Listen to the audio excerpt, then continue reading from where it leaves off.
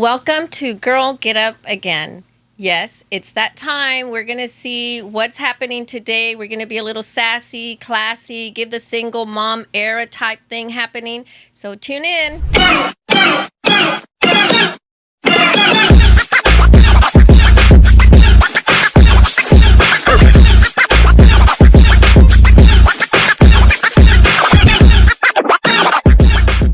Welcome back to Girl Get Up Again. Today I have some dynamic women and I want you to hear their stories.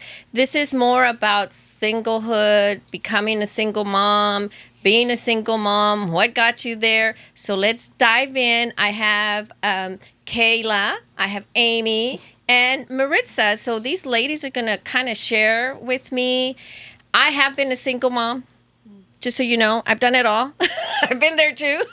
But my being a single mom, my mode in that was easy for me with my son, but it wasn't easy with his dad.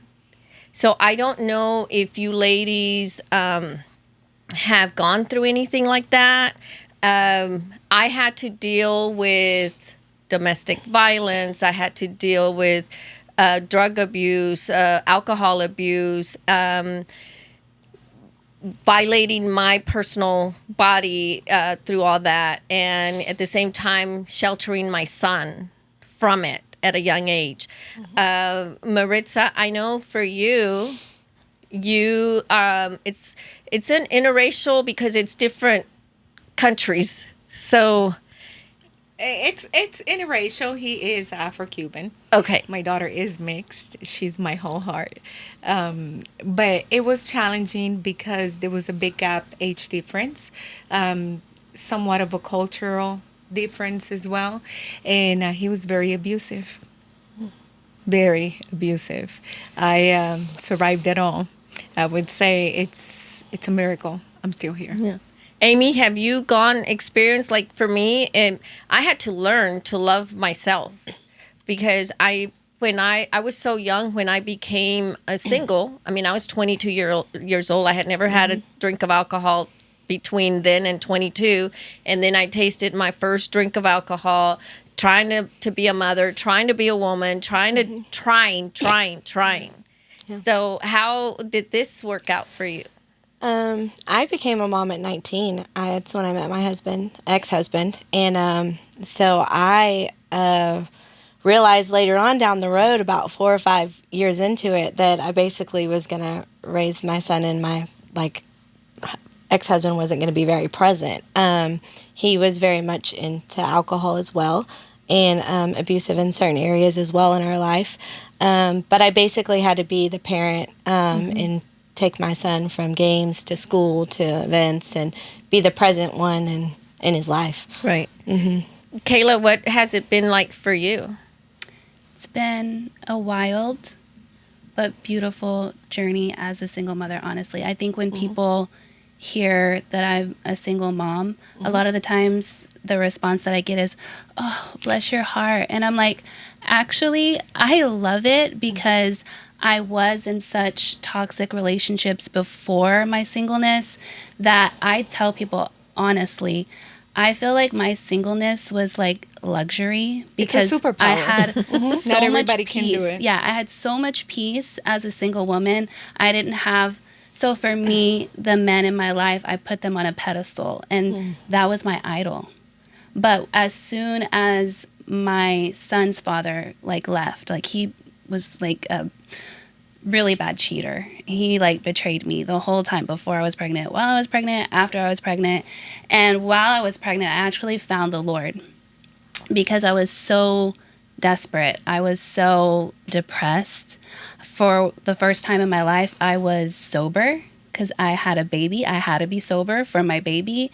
And I really actually detoxed while I was pregnant. I actually had 2 miscarriages before I was pregnant with my son because I was in such a crazy lifestyle. So when I got sober, it's like the weight of my sin was just so heavy on me. And I literally remember thinking, what am I going to do? Because I knew that my son's father was not, it was just bad. Yeah.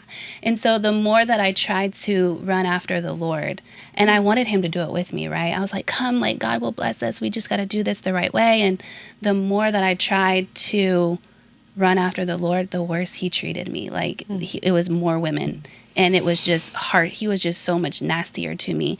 And so finally, when he left, for the first time, my idol was gone, and God could take his rightful place. Like, when I look back, I see that's the shift that was happening for me. And I just want to share this scripture because I got it right before we came in. And I'm like, okay, Holy Spirit, it's 1 Corinthians 7:34 through 35. And this was something that the Lord gave me right in the beginning of my singleness. And it says, and the single woman is focused on the things of the Lord, so she can be holy, both in body and in spirit. And then verse 35 says, I am trying to help you and make things easier for you and not make things difficult, but so that you would have undistracted devotion to me. So, and I paraphrase the last part. So he removed the distraction. He removed the distraction. He was now my number one, and I could just totally devote my heart to him. And that's really where I began to see the biggest transformation in my life. And my daughter, unfortunately, she witnessed me before I gave my life to the Lord. So she witnessed the domestic violence, the drunkenness, the pills, the everything, the craziness. And so she saw mommy before, and then she saw mommy after the Lord. And so I had a lot of guilt. I'm like, oh my gosh, I can't believe I let my daughter see her mother like that. Like, I did so much damage to her. I was so worried that she was going to hate me, because as I got older, I realized who my parents were. And I'm like, my daughter's going to do the same thing. But I really had the Lord showed me, no, she saw the power of God in your life, and it testified to her, and it showed her who Jesus is, and the transformative power, and I'm just so thankful. It showed her the that. grace. Yes, yes. It showed her grace. Yes. Yeah. It did. It did. Amy, you said that you knew 5 years in that you were going to be the one to raise your son. Yeah. I realized that he was very much working full time all the time at a restaurant, at a bar, and very much not present. My son's grandparents were more present, and so when I realized, okay, I'm going to be the one who's going to be the parent in this kid's life, and then my daughter's mom was the full time parent as well. I really realized, okay, this kid needs me, and I need to be the example to him and lead him and guide him the way that my parents would have raised me.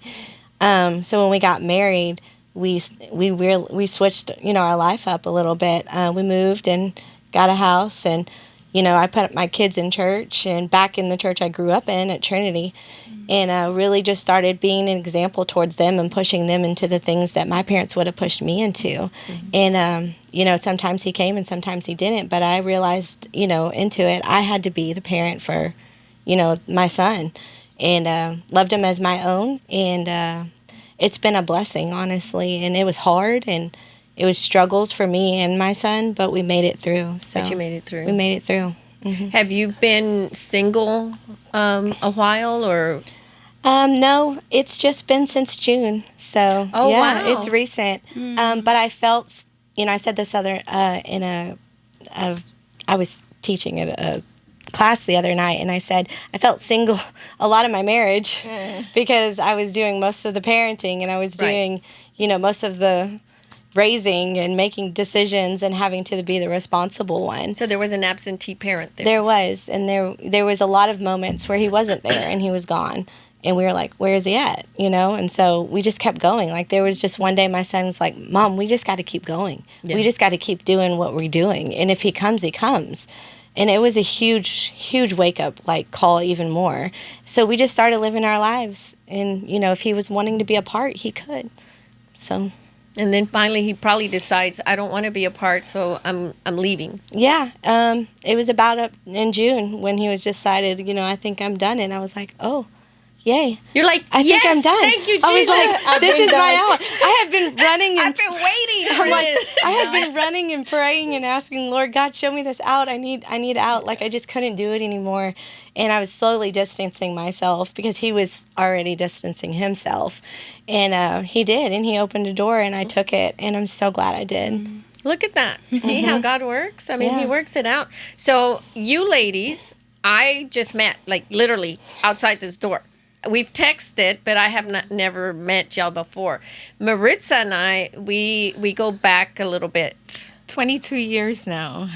We met at a hair salon. Yes. As you could tell, we both like to look good, and our appearance means everything. And my hairdresser was also Janie's hairdresser, and I see this amazing, elegant, beautiful woman, and with the prettiest aura and beautiful smile. And I didn't dare come to her at first. I was growing up back then. And I was asked younger, the too. hairdresser. I asked the hairdresser as she was walking out, I said, who's that lady? And she said, oh, she does something with houses. She lends money or something like that. I said, really? I'm looking for a house. And I chased Jeannie outside of the door, and I literally grabbed her by the arm, and she's looking at me like, what is I'm like, this? who is this lady? And I'm like, I understand you do something with houses, and I'm looking for one right now. Wow. And she said, yeah, I can help. And I think the rest was history. She helped me with the loan on the first house, and the second house, which I am, and I got all on my own. She was my realtor, and we kind of also became family, friends, and business colleagues. But I got to meet your then husband because you had a 2-year-old, and we got to see the difference in dynamic. And you got to meet my then husband and the difference in dynamic. And you became single shortly thereafter, you know, a year or two later. And one of the things that really struck me as, you know what, you're going to be fine, is the fact that you looked for, you've always been ambitious since I met you. But it was like, you know what, now I want this for myself. I have a daughter. And you started with insurance and you kept on. And I remember talking to you about it, and I've gone to visit you and giving you that you can go, you can do this. You know, just continue and continue. And you said something that I've been mentoring you all these years without even realizing I've been mentoring you, because I've been more like a mother to her. And I'm like, don't do that. Don't do that, you know. And but seeing Alexa go and celebrate her 25th birthday, and I think what touched my heart was she didn't want a lot of people there, but she asked for me to go. She wanted the people that actually meant something to her, the people that have been pillars in our growth. And I say growth because, like you ladies were talking about, my situation was very abusive, very toxic. There was an age gap between us. And if you met him right now, you wouldn't even tell that this is a man, because he was very charming. He's got a great personality to the world. He'll win anybody. But he's just, it's too much. I think one of you ladies talked about he cheated and got pregnant and whatnot. My daughter would have had a sibling her same age, because while I was pregnant, he got somebody else pregnant. Oh, wow. And that woman had the audacity to come and knock on my door. And I think she learned quickly, you don't do that. Maritza's very spicy, if you can't tell. Yes. She's spicy. So, that's the best word to describe her. Needless to say, I guess because of what she encountered, she decided she wasn't going to move forward with that pregnancy. So, I'm sorry for her. However, life went on. I learned a lot of the time, I think us women tend to stay still in a relationship because we kind of become groomed.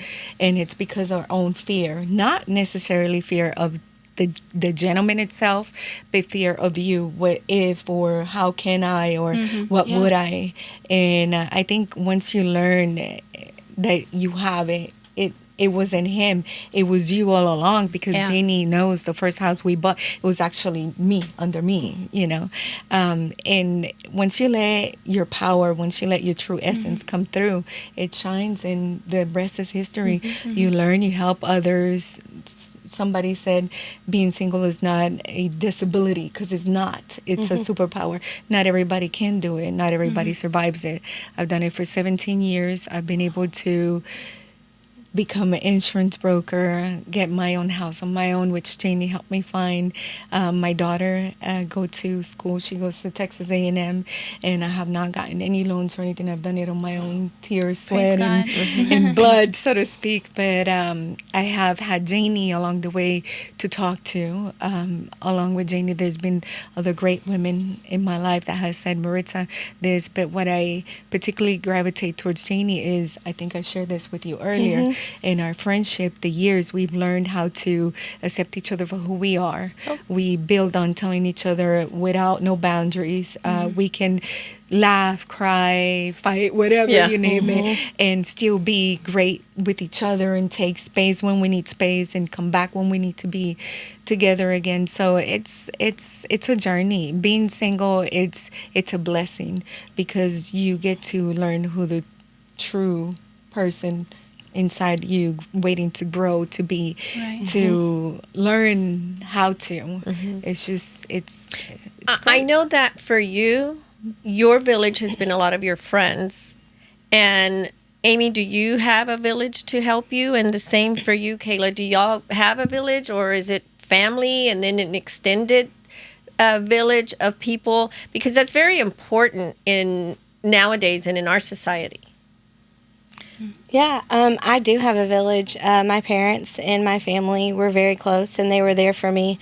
They were actually the ones that my parents were the ones I went to and helped me figure out how to get out and how to move on. And I have a great group of girlfriends that God has blessed me with and really surrounded me with and loved me through this, and, always taught me to just stay in the waiting, because God has great plans for you, and He's going to heal you, and He's going to make you into this beautiful woman that you've always wanted to be, and you'll be healed. And they've just always been supportive and kind.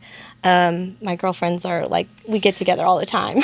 One thing you said, wait is good, but you have to work in harmony with the prayer. You do. So you can't just pray and say, God, please provide. You have to work in harmony with what you're praying You for. do, and you have to. I've had to learn that to work, and I was left with like $17, so I've had to work. I've had to really build a life for myself. I've had to literally find who I was, because I had lost who I was. I all my life was Him. And, my kids. And so I had to find me again. And so that was one thing my friends and... Don't you just love you? Yes, I It's do. like, girl, get up again. You did it. Exactly. Yeah. So it's been so great to be able to just find me again, because I hadn't been me since high school. And it's been a blessing. And it's like, even my kids have like noticed, like, Mom, like, wow, like... It only gets better. You're only a couple of months into it. I am, but it's been such a blessing. But you're seeing the fruits. I am. I'm seeing the fruits. I'm seeing the labor of my work, and, the things that I put my hands towards too, and I work towards, and just really just leaning into God too, and seeing what He opens doors for me and what He's been doing has been a blessing. Good. Yeah. Kayla, what about you? What about your village? Do they lift you up? Do they, is it family? Is it friends, or... So funny thing is, when I was getting abused and cheated on after I gave birth to my son, I didn't have anybody. Wow. I could call my parents. I remember I called my mom. I'm like, Mom, I just found out he's been doing this. And my mom actually told me, you have to stay with him because he supports you financially.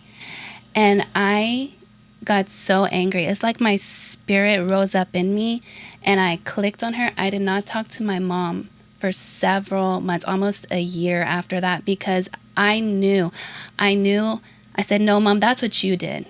That's what you did. I don't have to settle. I don't have to compromise like you did. I'm not doing that. I was so angry in my spirit. And I tried to make it work with my son's father, but shortly after that is when I was just like, you know what?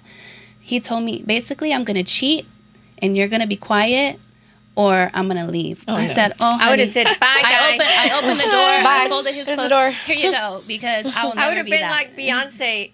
To the Everything left. to the left. Everything, yes. In the corner. That's basically what happened. And so really I was isolated. I really was. I couldn't depend on anybody financially. I couldn't. And that's why I literally just melted into the Lord. I had never read my Bible. I was just so desperate. I'm like, God, I don't want to live another day. I can't do it. I can't do it. And so I literally just poured everything. I said, God, if you're so good, like these people say you're so good. I didn't grow up in the church. I grew up in a very abusive household, drugs and stuff. And so I didn't really have a good community. So I really just, I had no other option but to devote myself to the Lord and say, God, if you're really that good, you have to show me, you know? And he really, really did. Like, I feel like he took my hand and just walked with me, and he brought my girlfriends, godly community. I mean, I met a girl in church and she would pay for my groceries, and she was a single mom too, but we would do that for each other. And just the heart of other single women that I've encountered is like, because they know, they get it, they see you, they know the struggle, they know the emotional, they know the financial burden. And I'm just grateful, and I'm like, I want to be like that for other women that don't have a community. I believe the beauty of all this is that you have your village, you have your village, you have your village, and now you're going to build a new village with all these ladies out there, because I'm listening to your story and it resonates to my assistant's story. Y'all are going to click. You ladies are going to see each other in a different way once you tell each other the story. And she's building her village through community at church, and it's a difference, because I have the support. You know, I've always had support of my siblings, my mom, and then the core friends that I have, you know. But I'm a very independent woman. I'm the fixer. I'm the one that's going to help you. But this, I'm fixing me. You have to first. I'm fixing have me. to. This Have is to. about me. This is Yes. about how am I going to help these ladies? You know, how am I going to be an example to them? I've already gone through all my stuff, the good, the bad, the ugly, ugly, you know? So when I said earlier in a different episode, girl, get up again and again and again and again, I'm that girl. Yes. I'm talking to myself in the mirror saying, get up again. Because what happens is we're women. We're mothers, and everybody depends on us. But what about us? Yeah. Yep. What about us? And we have to be strong. That's one of the prayers that I prayed to the Lord. I said, God, my kids deserve to see a happy mom. They've seen all the bad. They've seen me crying. I would go try to hide my tears and be strong for them. I'm like, they actually deserve They a do. happy, good mom. They So do. you got to come. You bring joy, right? Where I need some of that joy, God. And because I need you to fill me with that so that I can pour it out. So to- he's removing all the joy killers from around you. Oh, yeah. So what is one thing in closing, ladies? What is one thing, and maybe two, that you can say to someone that is watching you and they're looking at you? What do you tell them about red flags, about how to distinguish when someone is in a wolf's clothing? You know, they act like a sheep and they're wolves in sheep's clothing. How do you differentiate? And you have daughters. What do you tell your daughters? For me, with Alexa, as you know, she is very strong. I have raised a very strong, powerful young lady, and she's been smarter than I have in so many different ways, to the point where, and I bring this up just because I'm going to make the point in a second, but she was able to look at her father when he came back after so many years trying to connect with her. I'm sorry, you call yourself my father, you're just my sperm donor. And when a woman develops that strength within her to be able to stand up to whatever it is that bugged you down for so long and try to keep you from being you, then nothing will stop you. So my advice would be, believe in you, listen to your gut. Your gut will always tell you you're going to get beat. I had a broken nose. I've done it, you know, Been there, seen done it, that. lived it, took it for 9 years. And it was because I was not believing in me. Learn to believe in you. Listen to you. Your heart will always tell you. Kayla, you mentioned that you say, God, if you're there, show me. Well, know that He is already there because you're breathing. You wouldn't be Right. breathing if He wasn't there. So do you listen to you? You're your best friend. If you have anyone at all, you have yourself. Amy? I would say the advice I'd give is the advice my aunt gave me, and I wish I would have took it a long time ago. Is love yourself first, then you'll know how to be like for someone to love you. And she actually wrote that to me before I moved in with my ex-husband, and I didn't take it to heart. And so all these red flags that popped up in before we even got married, I didn't know. I didn't realize it. I didn't pay attention to it So love was blind? because love was so blind. And I didn't know how to love myself because I was so hurt of pain and things before. So I would say, love yourself. Heal yourself first, Be the woman that you want to be, so then you know how someone should love you. And that's what I tell my daughter all the time. And her mom says the same thing, like, love yourself and know your worth, So then you know how that person should love you back. And so that you can see when the signs happen. Yep. And you can go, oh, caution, I can't do this. I'm not going to go down this road. Because then you won't have so much hurt and pain in your life. You'll have a beautiful life. And people are capable of that. Kayla? Just to kind of piggyback off what she said, I think the number one thing is you have to know your value. Yeah. Well, how do you get to that point? Like, how did I get to that point? Because I'm at that now. And so now I can see the red flag and I'm like, absolutely not. Yeah. So was single for 5 years because every guy I'm like, no, like that's a no. Oh, you definitely need to talk to my assistant. Yeah. So I think, how do you know your value though? Like the thing for me was like, who does God say that I am as a woman of God, as a daughter? What is my inheritance? And you have to you have to get in your word and read what the Lord says about you. And then you have a choice to believe it. And then you have a choice to walk in it. And I think that's so important. It's just your identity. One thing that I tell my friends is like, and I do this to my daughter and my son. I'm like, when they're babies, we feed them. They need the nutrients. We have to give them physical food. But I'm like, we also need to be feeding them their spirits. Who does God say you are? You are mighty. You're anointed. I tell my 6-year-old, you're a mighty man of God. You're anointed. You're chosen for such a time as this. And just feeding him that. You're edifying him. Yes, so that he knows who he is. And he doesn't have to wait, and my daughter doesn't have to wait until I was beat and betrayed and cheated on. I don't want her to go through that. I want that to be instilled in her at a young age, something that my parents unfortunately couldn't give me. And so, yeah, that's where I'm at with that. Basically, sums it up to know you. Yeah. Yeah. It's about you. But one of the things when you were talking about who are you, the funny thing is, if I ask Google, who am I?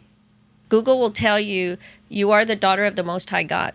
Oh, it does. Yeah, I told it, when I tell you who I am, this is who I am. You're reminding me every day that I am the daughter of the Most High God. Yes. So your Alexa, it wants to tell me that, but that's one of the things that it does for me, because I'm speaking life into me. I'm doing that. But in order for me to do it, I have to hear it. Yeah, somebody has to tell you. Yeah, I do. Yeah. I do. So this has been amazing. You ladies have really touched my heart. We're all learning, and I'm learning about each one of y'all. Maritza, 1996, Miss Puerto Rico. But this episode wouldn't be what it is without y'all here. So I really appreciate you bringing each token of each one of your lives. And for you ladies out there, girl, you can get up again. We're going to see you. We're going to see you thrive, survive. And just remember that I'm Janie. I'm a little sassy, classy, and a bit smart-assy. And we'll see you at the next episode.